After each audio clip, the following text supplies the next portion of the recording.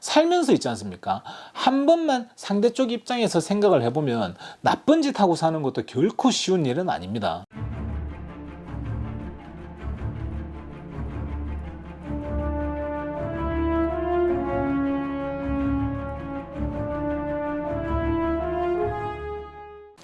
안녕하세요, 제이정입니다. 오늘은 뜬금없이 한국의 부동산에 대해서 잠시 이야기하겠습니다. 본인 돈 하나도 안 들이고 집을 1000채 이상 샀다고 합니다. 그 과정에서 전세 들어온 세입자들이 전세금을 찾을 길이 없는, 대책 없는, 말도 안 되는 상황이 벌어졌고요. 그리고 빌라를 1000개 이상 매입했던 이 천빌라라는 사람은 죽어버렸습니다. 책임을 물을 사람이 없어진 것입니다. 그리고 빌런을 찾기 위해서 여러 사람들이 이렇게 노력을 하고 있습니다. 빌런을 찾아야지 책임을 물을 수가 있고, 책임을 물을 사람이 나와야지 피해자가 보상을 받을 수가 있죠. 사실 이 영상은 할까 말까 좀 망설였습니다. 그리고 저희 팀에서도 이거 우리하고 상관없는 일이니까 하지 말자는 의견이 많았습니다. 싹 다 하지 말자고 했습니다. 미국에는 전세가 없지 않느냐는 거죠. 근데 이거 미국에 있는 사람이라고 상관없는 일이 아닙니다. 절대 상관없는 일이 아닙니다. 이름 있고 숨쉬고 있고 한국 국적이 있는 사람은 다 상관이 있습니다. 미국에 사는 저한테도 간혹 오퍼가 들어옵니다. 저는 여기저기 가는 데마다 부동산을 한 군데씩 좀 들쑥들쑥거리고 다니가지고 이름, 전화번호 이런 게 이메일 이런 게 좀 여기저기 많이 남아 있습니다. 부동산 회사마다. 끝까지 보시면 무슨 말인지 아시게 될 것입니다.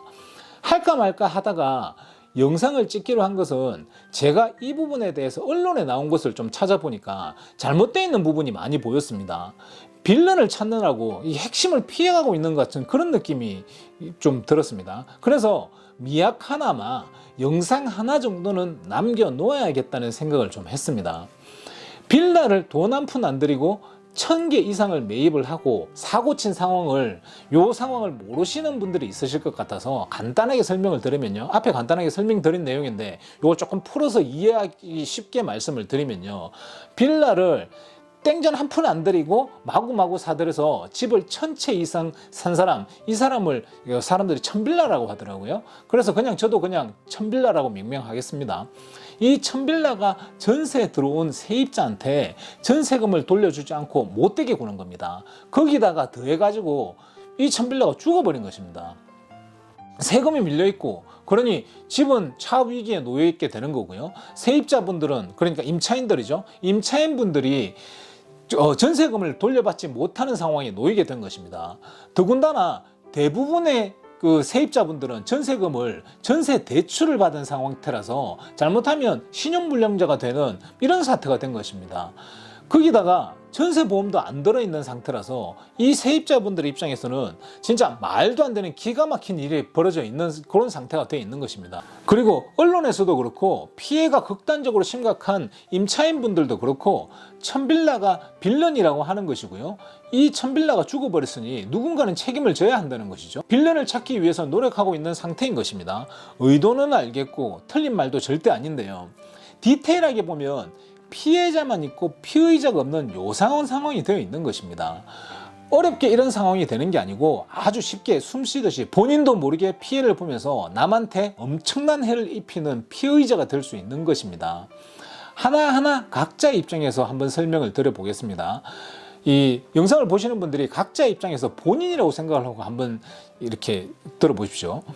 한국에 계시는 분들, 혹은 미국에 살고 계시는 분들, 혹은 타국에서 살고 계시는 분들 중에서 한국 국적이 있는 그런 사람들요, 누구나 상관없이 18살 넘어가고 이름 있고 숨만 쉬고 있는 사람이라 그러면 피해자가 될 수 있는 것을 잘 알게 되시고 깜짝 놀라시게 되실 것입니다. 나는 전세 살 일이 없으니 나는 이런데 피해자가 될 일은 없다, 이렇게 말씀하실 수 있는데요, 절대 안 그렇습니다. 누구나 피해자가 될 수 있습니다. 큰 욕심을 내서 그런 게 아니고요, 누구나 낼 수 있는 조그마한 욕심 때문에 피해자가 될 수 있습니다. 자, 보십시오. 건축주가 있습니다. 그리고 1000빌라가 있습니다. 그리고 세입자가 있습니다. 집값은 1억 5천입니다. 건축주가 임차인한테 전세를 2억에 받고 1000빌라한테 2억에 파는 것입니다. 물론 전세 2억을 끼고 파는 거죠. 세입자는 전세를 2억에 들어온 것입니다. 1000빌라가 죽어버렸고 세금이 밀려 있습니다. 세입자는 전세금을 돌려받을 방법이 없습니다. 사람들이 일반적으로 요 세 파트만 생각하는 겁니다. 그런데 거기에 들어가 있는 게 분양 대행업자, 컨설팅 업자가 들어가 있습니다.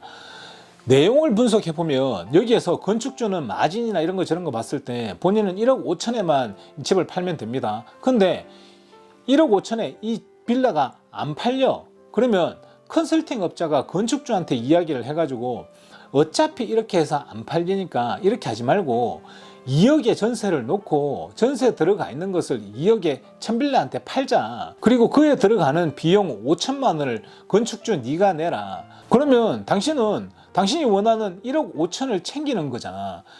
건축주 입장에서는 뭐 안 한다고 할 이유가 없죠. 원래 1억 5천에 팔고 싶었는데 1억 5천에 안 팔리는 걸 갖다가 뭐 2억에 팔고 5천 내놔라 이렇게 하는 거니까 어차피 자기는 1억 5천에 파는 거니까요. 그래서 1000빌라는 2억에 인수를 하게 됩니다. 전세를 건축주한테 먼저 전세를 놓고요. 그 1000빌라가 2억에 인수를 하게 됩니다.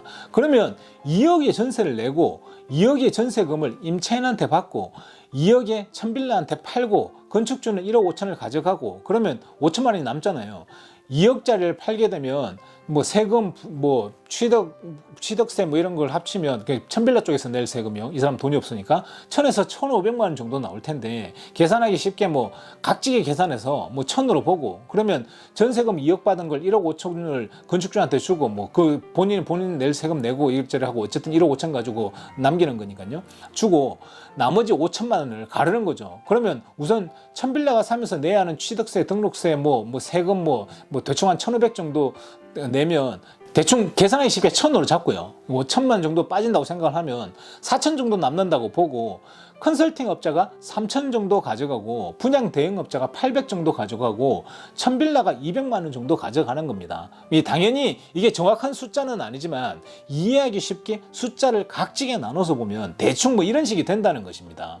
그러면 1000빌라는 돈이 들어가는 것이 아무것도 없습니다. 1000빌라 입장에서는 돈 하나도 안 들어가고 2억짜리 집이 하나 생기는 거죠. 집 하나가 생긴 데다가 플러스 200만 원까지 버는 그런 상황이 되는 것입니다. 이거를 예를 들어서 이 사람처럼 1000채를 했다. 그러면 1000빌라는 20억 정도를 버는 겁니다. 집값 제외하고 그냥 200 곱하기 1000 하면 20억 정도 되지 않습니까? 20억 정도를 버는 겁니다. 그러면 1000빌라는 집을 가지고 20억을 버는 겁니다. 이게 1000채라서 그런 거지 있지 않습니까? 하나만 놓고 보자고요. 하나만 놓고 보면 1000빌라는 자기 돈 하나도 안 들이고 집 하나 생기고 거기다가 200만 원 들어옵니다. 제 친구들한테 이걸 설명을 했더니 깜짝 놀라면서 물어보더라고요. 야, 명의 빌려주는데 그러면 200만 원을 따로 주는 거가 200만 원이나 주나? 이렇게 물어봐요. 정말 많은 사람들이 1000빌라가 바지 사장이고 명의를 빌려준 사람이라고 뭐 그러면서 이러고 어쩌고저쩌고 얘기를 하던데요. 200만 원은 단지 그냥 수고비고요. 1000빌라가 바지 사장인지 뭐 저고리 사장인지는 그건 잘 모르겠습니다만은 명의를 빌려준 게 아니고 그냥 사준 것입니다. 1000빌라 본인 명의로 집을 산 거라는 거죠.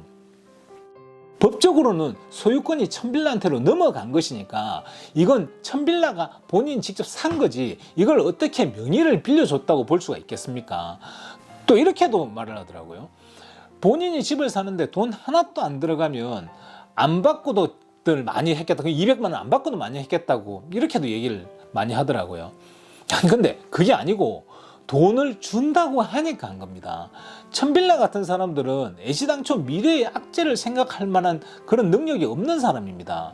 단지 2억짜리 집을 소유하면서 200만 원을 준다고 하니까 안 할 이유가 없었던 거죠.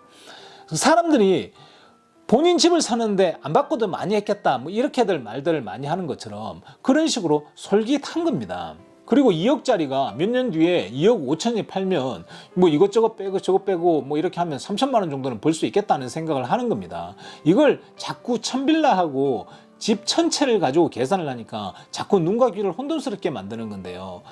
나쁜 사람이 나쁜 짓을 했다는 프레임에 갇혀 있는 것입니다. 지금부터는 좀 반전입니다. 그러면 전체를 보지 말고요. 집 하나를 놓고 보면, 그러면 자기 돈 하나도 안 들이고 집을 하나 사. 그리고 그러면서 200만 원을 받아. 그리고 시간이 지나서 집값이 올라가면 돈이 생겨. 임차인이 나가면 다른 임차인한테 전세금을 받아서 넘겨주면 돼. 집값이 올라가면 뭐 팔면 돼. 뭐가 문제인데? 요것만 보면 어찌 보면 천빌라 입장에서는 안 할 이유가 없는 것입니다. 땅 짚고 헤엄치기라는 생각을 했을 것입니다. 이야, 뭐 돈 벌기가 이렇게 쉽나? 이런 생각을 했을 것입니다. 입장 바꿔서 지금 영상을 보시는 분들 중에서 부동산에 대해서 잘 모르시는 분이 이 상황에 대해서 모르시는 분한테 이 상황에 대해서 설명을 하면 안 하겠다고 할 사람이 있지 않습니까? 100명 중에 1명 있으면 엄청 많은 것입니다. 무슨 말이냐면 집 한 채만 놓고 보면 이걸 안 한다고 해도 이상한 사람인 것입니다. 이 부분을 주위에 있는 사람 아무나한테 설명을 해주시고 너 할래 안 할래 물어보십시오. 다 한다고 할 것입니다. 보시다시피 누구나 이름만 있고 숨만 쉬고 있으면 하나 정도는 할 수 있는 거란 거죠. 천빌라 이 사람을 사람들이 나쁜 사람이라고, 그냥 나쁜 놈이라고 하는데 사실은 천빌라는 놈 중에서는 멍청한 놈 카테고리에 들어가 있는 것입니다. 이용해 먹기 좋은 놈인 것입니다. 물론 기본이 나쁘고 사악한 것은 맞죠. 본인은 뭐 이렇게 될지 몰랐다고 할지라도 세입자 전세금을 나 몰라라 하는 그 순간부터는 사악한 사람이라고 도장이 찍혀야 되는 게 맞는 것입니다. 뭐 내게 중하면 남의 것도 중한 줄을 알아야 하는 것이죠. 내 것만 중하고 남의 것은 상관없다고 하는 것은 뭐 그런 걸 보고 우리는 이렇게 사악하다고 정의를 내리는 것입니다. 살면서 있지 않습니까? 한 번만 상대쪽 입장에서 생각을 해보면 나쁜 짓 하고 사는 것도 결코 쉬운 일은 아닙니다. 돈만 놓고 보면 있지 않습니까? 세입자, 그러니까 임차인이 2억을 냈습니다. 건축주가 1억 5천을 가져가, 뭐 분양 대행업자가 뭐 800만 원을 가져갑니다. 컨설팅 업자가 3천만 원을 가져가고요. 천빌라가 200만 원을 가져갑니다. 예를 들어서 말입니다. 그 전세가 계약이 만기되었습니다. 이 상황에서 집값이 3억으로 올랐든지 혹은 전세금이 2억 5천으로 올라가지고 다른 임차인이 2억 5천으로 전세를 들어온다고 합니다. 그러면 천빌라가 임차인한테 전세금 2억을 주겠죠. 전세금을 받아서 2억을 주고 5천으로 세금을 내든지 다른 집을 사든지 할 수도 있는 거고요. 혹은 집값이 3억이라면 집을 팔아가지고 전세금 2억 돌려주고 5천 정도 세금 내고 낼 거 내고 5천 정도 자기가 먹고 그러면 끝. 그러면 사실 아무 문제가 없는 것입니다. 그런데 천빌라 얘는 돈이 없다, 배째라 이렇게 하는 겁니다. 집을 팔지 않는 선에서 임차인한테 전세금을 내줄 수 있는 방법은 딱 한 가지가 있는데, 다른 세입자, 그러니까 다른 임차인을 들여가지고 새로운 세입자한테 그 받은 전세금을 나가는 세입자한테 줘서 이제 내줄 수 있는 그 방법밖에 없는 상황이 되는 것입니다. 200만 원씩 1000명한테 받은 20억이 있지 않느냐 이렇게 묻는 친구들이 있던데요. 그걸로 주면 되지 않느냐고 하던데, 그렇죠. 이 천빌라가 실제로 돈이 아예 없지는 않았을 텐데 그 200만 원씩 받은 20억이 있으니까요. 하지만 그 돈으로 전체 임차인한테 다 지급을 해버리면 돈이 없는 정도가 아니라 완전 마이너스도 아주 외이 마이너스가 되는 거죠. 거기다 내가 천빌라 얘가 멍청하다고 하는 것이 종부세나 팔 때 양도소득세, 주민세 같은 각종 세금을 계산을 안 해놓은 거죠. 국세가 물린 게 60억이 넘는 상황이 되어 있다고 하더라고요. 이런 말도 안 되는 상황이 되어 있는 것입니다. 그럼 본인 돈으로 주기 싫으면 아까 말한 대로 다른 세입자 드리고 받은 전세금을 나가는 세입자한테 주면 되지 않느냐 이렇게도 얘기를 하더라고요. 그러면서 왜 그 새로운 세입자를 안 구하는데요? 이렇게 묻기도 하더라고요. 이게 미국에 계신 분들이 이 전세에 대한 개념이 별로 없어서 그런데요. 이거 되게 간단한 문제로 생각을 하는데, 내가 간단하게 설명을 하니 간단한 문제라고 생각을 하는데, 전세가 2억에서 1억 8천원 내렸으면 2천만 원 정도만 본인 돈으로 넣으면 되는 거죠, 사실. 이게 아무 문제가 없어요. 이렇게 하면 된다 그러면. 이것도 안 하겠다는 거니까 이거는 진짜 죽어도 진짜 나쁜 사람이 되는 건데, 문제는 은행에서 전세 대출이 안 나오니까 다른 세입자를 못 구하는 것입니다. 이 부분 보십시오. 은행에서 봤을 때 전세금을 세입자한테 빌려주잖아요. 은행 입장에서는 첫 번째로 세입자의 신용을 볼 것이고요. 두 번째로는 건물을 담보로 하는 거란 말이죠. 은행 입장에서 처음에는 임차인한테 임차인이 전세 들어간다고 할 때 전세 들어가는 사람한테 돈을 안 빌려줄 이유가 없는 거죠. 세입자 신용은 둘째 치더라도 돈을 빌려줄 때 집에 그 리인이라고 그러는데 유치권? 뭐 유치권 선취득권 뭐 이런 거라고 해요. 그 어쨌든 뭐 그런 게 걸려 있는 게 없으니까 안 빌려줄 이유가 없는 거죠. 처음에는 당연히 돈을 빌려주죠. 돈을 안 내면 집을 차압해서 그 돈을 세입자한테 주면 된다. 뭐 이런 비스무리한 논리거든요. 따지고 보면 집 가치를 보고 보험을 들어주는 거지 임차인이나 임대인의 신용을 보고 돈을 빌려주는 건 아니거든요.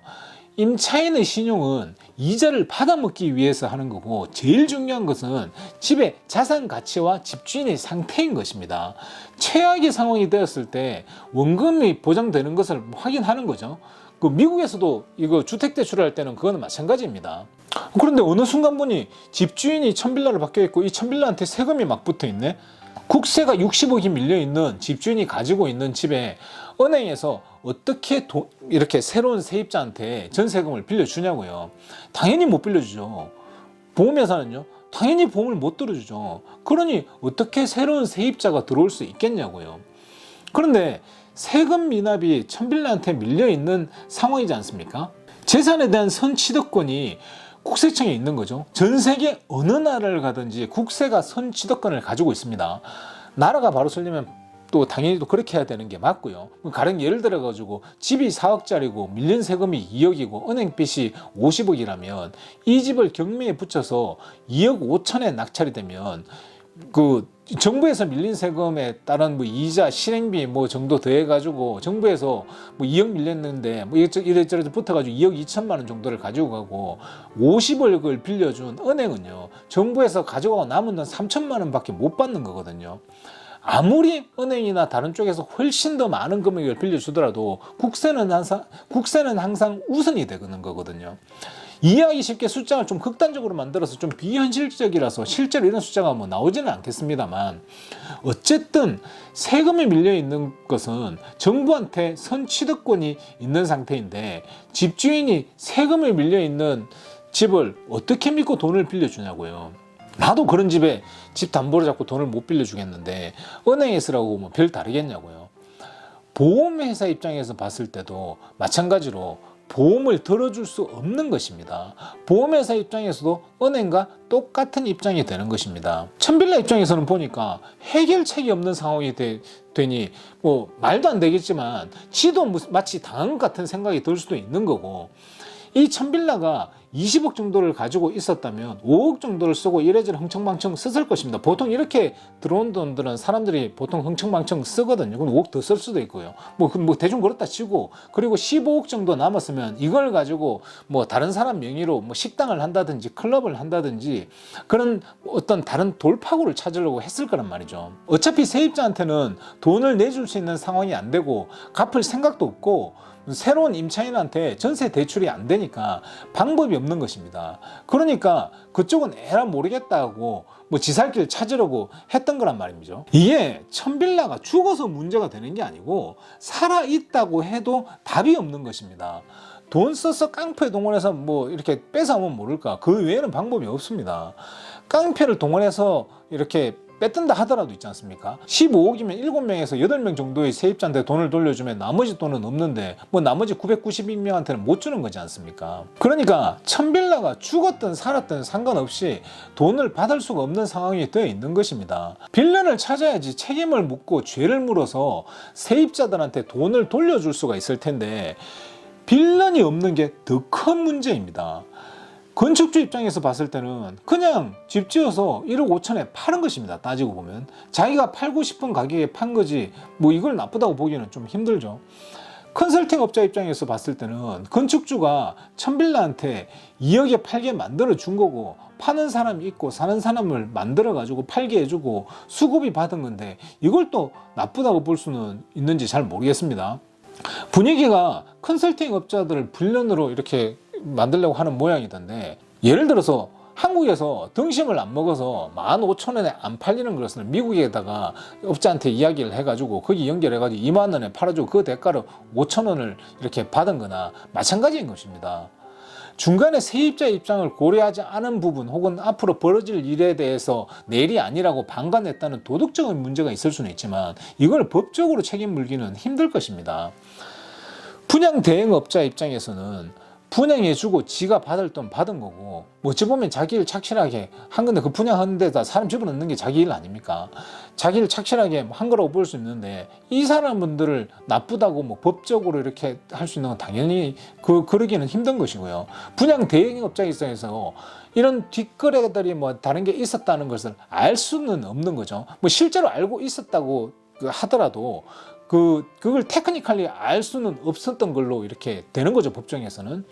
건축주가 누구한테 집을 팔지 미리 어떻게 하냐고요. 건축주한테 사는 사람이 천빌라가 될지 혹은 뭐 삼성의 이정이 될지 알 수가 없는 거죠. 세입자분들은 당연히 나쁜 사람들이 아니고, 이분들은 진짜 순수하게 피해자분들이고, 이건 여기에 연결된 모든 사람들이 동의할 겁니다. 건축주도 그렇게 생각할 거고요. 뭐 대행사, 컨설팅 업자, 은행, 보험회사, 뭐 정부, 이번 그 죽은 천빌라도 임차인들이 순수하게 모든 피해를 고스란히 덮어선 피해자분들이라고 생각을 할 것입니다. 당연히.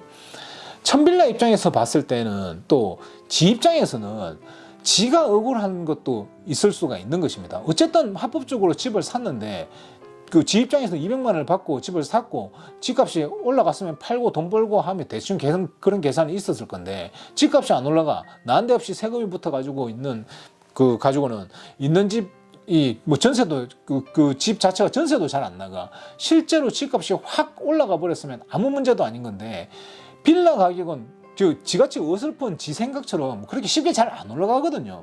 솔직히 빌라 가격이 팡팡팡 그렇게 올라갈 거였으면 지 같은 놈한테 가지도 않습니다. 냉정하게 보자면 천빌라는 집을 샀고 전세금을 받았고, 개인적인 사정으로 인해서 전세금을 내줄 능력이 안 된다. 그냥 그게 팩트거든요. 착한 사람이라고 할 수는 당연히 없고 나쁘기는 한데, 나쁘기 이전에 멍청한 사람이라는 거죠. 앞서 설명드렸다시피 아차하면 우리도 이런 멍청한 사람이 쉽게 될 수도 있거든요. 세금이 60억이고 가진 돈이 15억이니 에라 모르겠다고 막가파식으로 생각을 했던 것 같습니다. 피해자만 있고 잘못한 사람이 없는 이상한 상황이 되어 있는 것입니다. 물론 돈을 내줘야 하는 천빌라가 잘못한 것은 맞죠. 그 사람이 돈을 내줘야 되는데 돈을 못 내주고 있는 상황인 거니까. 도덕 이전에 법적으로 천빌라가 줄 돈을 못 주고 있는 거니까 천빌라가 잘못한 게 맞기는 맞죠. 근데 얘가 돈이 없잖아요. 뭐 죽었든 살았든 상관없이. 그게 문제인 거거든요. 이거 검찰에서 조사를 한다고 하는데, 내가 보기에는 진짜 바보 같은 짓을 하는 것이, 이거는 검찰 조사를 해서 되는 게 아니라 법을 바꾸든지 뭘 어떻게 하든지, 아니면 아예 뭐 전세 제도를 없애버리든지 뭐 그래 해야지 되는 문제지. 이거 조사해봐야 잘못한 사람이 없는 상황이 그 끝에 가서는 될 거거든요. 요즘 다들 뭐 조사받느라고 불려다니고 뭐 그러고 있을 겁니다. 그러면 건축주, 그 컨설팅 업자, 분양 대행업자 다들 아무 죄가 없다고 낱낱이 밝혀지게 될 것입니다. 이거 나보고 변호해라고 해도 대충 변호하겠습니다. 내가 뭐 잘못했는데 이러면서 들어가가지고 얘기하면 하겠습니다. 사실은 이건 변호사가 있을 필요도 없는 거지만, 건축주와 컨설팅 업자들은 돈이 이렇게 좀 많은 사람들이니까 좋은 변호사를 데리고 가겠죠. 뭐 별거 없겠죠. 끝에 가가지고 뭐 죄가 없다 이렇게 나오겠죠. 여기에 물려있는 임차인들은 진짜 미치고 환장한 노를 칠 것입니다. 근데 더 큰 문제는, 그러면 그 다음부터는 그냥 천빌라 같은 사람 찾아가지고 꼽아놓고 이제 마음대로 하게 될 확률이 상당히 높아지는 거죠. 그러면 이런 피해자만 있고 가해자가 없는 말도 안 되는 상황이 생기는 상황이 되는 건데, 이런 일이 계속되는 것이 아무렇지도 않게 된다는 건 지금까지 벌어진 일보다 더 말이 안 되는 거거든요. 지금까지 상황을 봤을 때 천빌라는 나쁜 놈이라기보다는 말씀드렸다시피 멍청한 놈에 가까운 거고, 진짜 이용하기 좋은 그런 사람이 되는 거고, 자기 입장에서 봤을 때는 가만히 앉아 있는데 집에 40채, 50채, 100채 막 생겨. 그러면서 돈도 막 들어와. 근데 천빌라가 간과를 했던 게 세금이죠. 집이 많이 생기면 생길수록 당연히 종부세가 늘어나는 거죠. 그리고 그걸 낼 만한 형편이 안 되는 거죠. 왜? 전세는 돈이 안 돌아가니까요. 반전세도 아니고 전세만 가지고 있으면 돈이 돌아가서 돌아오는 게 없지 않습니까? 단지 목돈이 들어온다는 그것밖에 없는 거죠. 이번 그 목돈도 없는 거고, 그냥 전세금 그걸로 집을 산 거니까요. 전세금을 은행에 넣어놓고 이자를 받는다든지 뭐 이렇게 하는 건데, 그나마 그것도 본인 집일 때 말이지, 그 본인 돈이 다 있을 때 말이지, 이런 식으로 뭐 갭 투자를 해놓으면 나가는 돈은 있고 들어오는 돈은 없는 상태가 되는 거거든요. 돈이 안 들어가니 답이 없는 거고, 그러니 천빌라 같은 사람이 에라 모르겠다 하고 만세를 부를 수밖에 없는 거죠. 하지만 설명드렸다시피 처음에는 천빌라 이 사람 입장에서는 제안 자체가 솔깃할 수밖에 없었던 것일 것입니다. 안 할 수가 없었던 거죠. 어찌 보면 안 하면 안 되는 거라고 충분히 그렇게 생각할 수 있는 겁니다. 그렇게 집이 막 생기니까 안 좋을 수가 있나. 그런데 거기서 머리가 조금 더 좋았으면 플러스 세금을 생각을 했을 테죠. 나가는 돈을, 물론 들어오는 거 뭐 자기 자산이 되는 거 생각하지만 진짜 현명한 사람들은 나가는 돈을 생각을 하거든요, 항상. 근데 나가는 돈, 그게 세금이 됐든 뭐가 됐든 나가는 돈을 생각했었겠죠. 근데 이 사람은 그런 생각이 없었죠.